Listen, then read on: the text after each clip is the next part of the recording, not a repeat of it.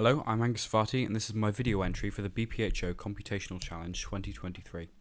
For task 1 I've used matplotlib and tkintif for plotting a single graph of the values given for the orbital periods and radii for each planet. Then plot two graphs using this data, one to show the actual correlation and one to show it in a linear format. I made a user interface to switch between these two. For task 2 I've again used matplotlib and I've used the ellipse tool to plot accurate orbits of each planet. For task 3, I've created two loops, one of which gathers the value x and y for each planet, and the other plots them with a pause in between each generated frame.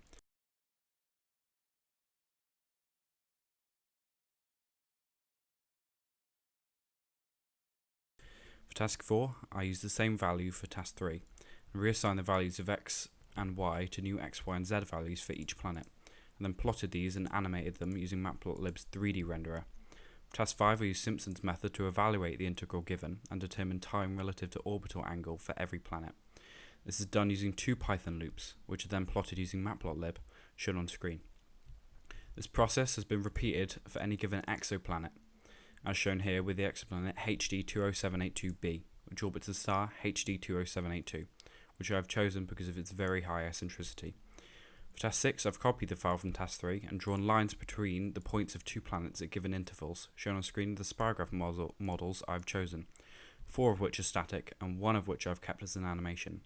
For task 7, I copied the animation files from task 3, but then found each value given relative to one planet.